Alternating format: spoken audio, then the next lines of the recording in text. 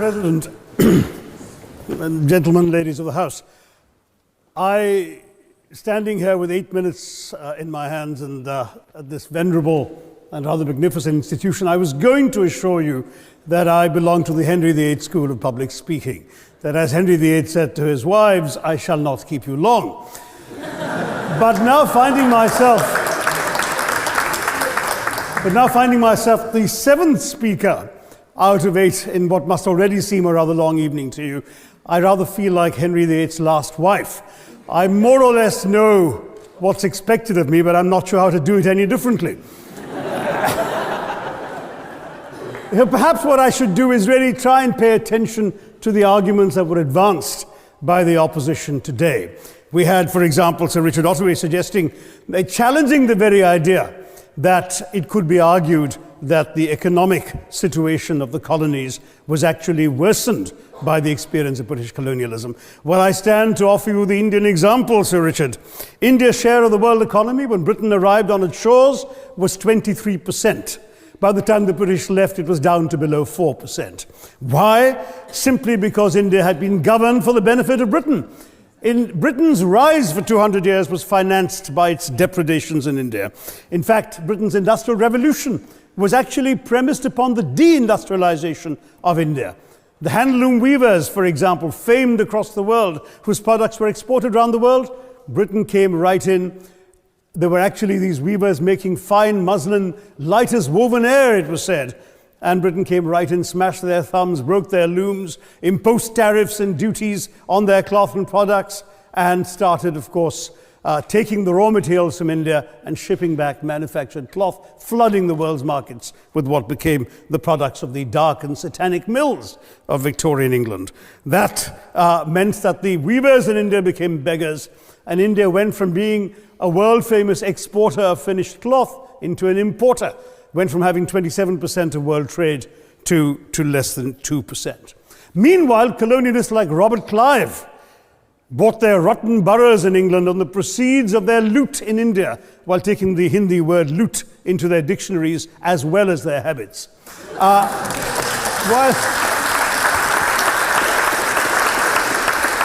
And the British had the gall to call him Clive of India, as if he belonged to the country, when all he really did was to ensure that much of the country belonged to him. By the end of the 19th century, the fact is that India was already Britain's biggest cash cow, the world's biggest purchaser of British goods and exports, and the source of highly paid employment for British civil servants. We literally paid for our own oppression. And as has been pointed out, the wealthy Victorian British families that made their money out of the slave economy, 1/5 of the elites of the wealthy class in Britain in the 19th century owed their money to transporting 3 million Africans across the waters. And in fact, in 1833, when slavery was abolished, what happened was that a compensation of £20 million was paid, not as reparations to those who had lost their lives or who had suffered or been oppressed by slavery, but to those who had lost their property. I was struck by the fact that your Wi-Fi password at this union commemorates the name of Mr. Gladstone, the great liberal hero. Well, I'm sorry, his family was one of those who benefited from this compensation.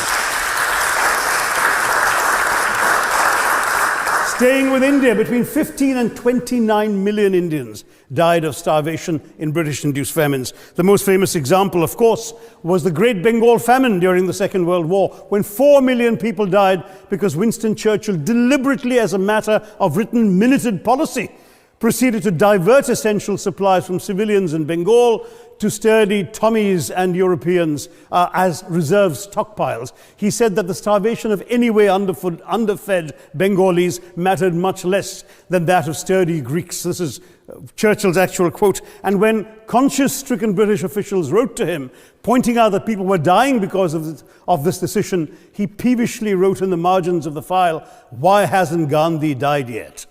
So all notions that the British were trying to do their colonial enterprise out of enlightened despotism, to try and bring the benefits of colonialism and civilization to the benighted heathen. I'm sorry, Churchill's conduct in 43, simply one example of many that gave a lie to this myth. As others have said on the proposition, Violence and racism were the reality of the colonial experience. And no wonder that the sun never set on the British Empire, because even God couldn't trust the English in the dark. Let me take World War I as a very concrete example, since the first speaker, Mr. Lee, suggested these things couldn't be quantified. Well, let me quantify World War I for you. Again, I'm sorry, from an Indian perspective, others have spoken of other countries. 1/6 of all the British forces that fought in the war were Indian. 54,000 Indians actually lost their lives in that war. 65,000 were wounded. Another 4,000 remained missing or in prison. Indian taxpayers had to cough up £100 million in that time's money. India supplied 70 million rounds of ammunition, 600,000 rifles and machine guns, 42 million garments were stitched and sent out of India, and 1.3 million Indian personnel served in this war. I know all this because, of course, the commemoration of the centenary has just taken place.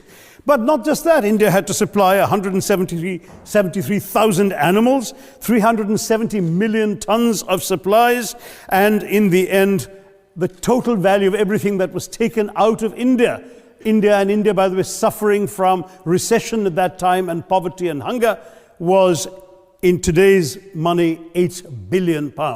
You want quantification? It's available.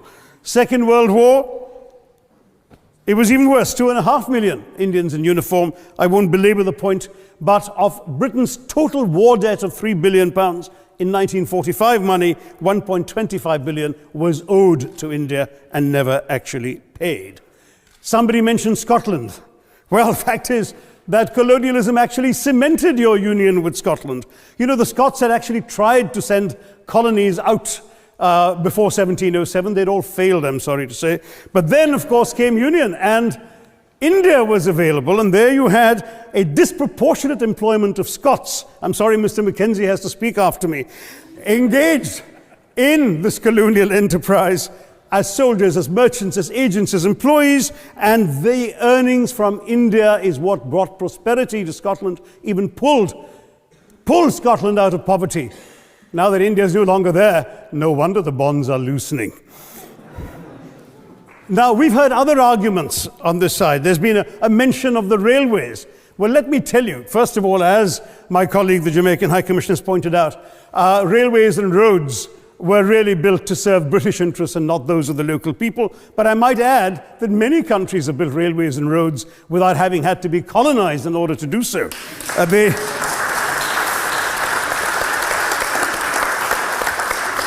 They were designed to carry raw materials from the hinterland into the ports to be shipped to Britain.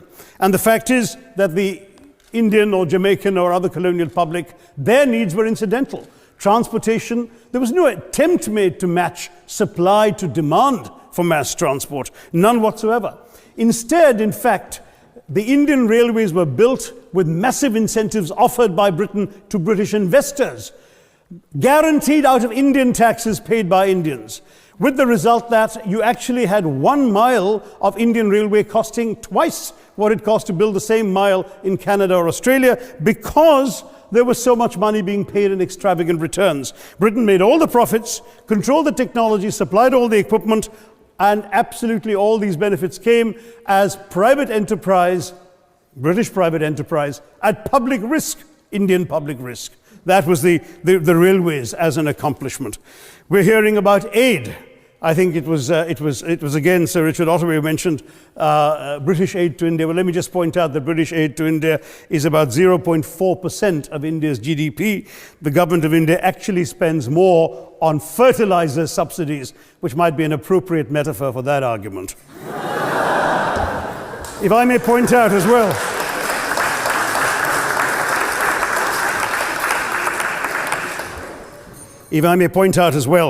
that as my fellow speakers from the proposition have pointed out, there have been incidents of racial violence, of loot, of massacres, of bloodshed, of transportation, in India's case, even of one of our last Mughal emperor.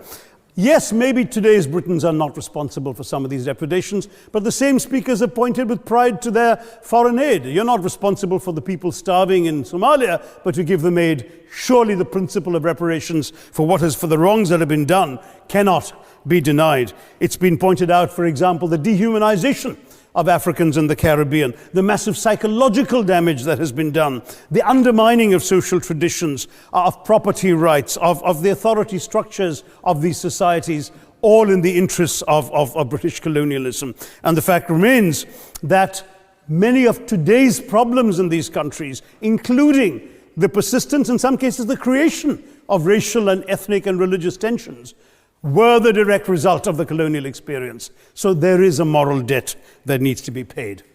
Someone challenged reparations elsewhere. Well, I'm sorry, Germany doesn't just give reparations to Israel. It also gave reparations to Poland. Perhaps some of the speakers here are too young to remember the dramatic picture of Chancellor Willy Brandt on his knees in the Warsaw Ghetto in 1970. And there are other examples. There is Italy's reparations to Libya. There's Japan's to Korea. Even Britain has paid reparations to the New Zealand Maoris. So it's not as if this is something unprecedented or unheard of that's going to somehow open some sort of nasty Pandora's box. No wonder Professor Lewis reminded us that he's from Texas. There's a wonderful expression in Texas that summarizes the arguments of the opposition: all hat and no cattle. Now, if I can just quickly look through the other notes I was scribbling while they were speaking, there was reference to democracy and rule of law. Let me say with the greatest possible respect, it's a bit rich to oppress, enslave, kill, torture, maim people for 200 years and then celebrate the fact that they're democratic at the end of it.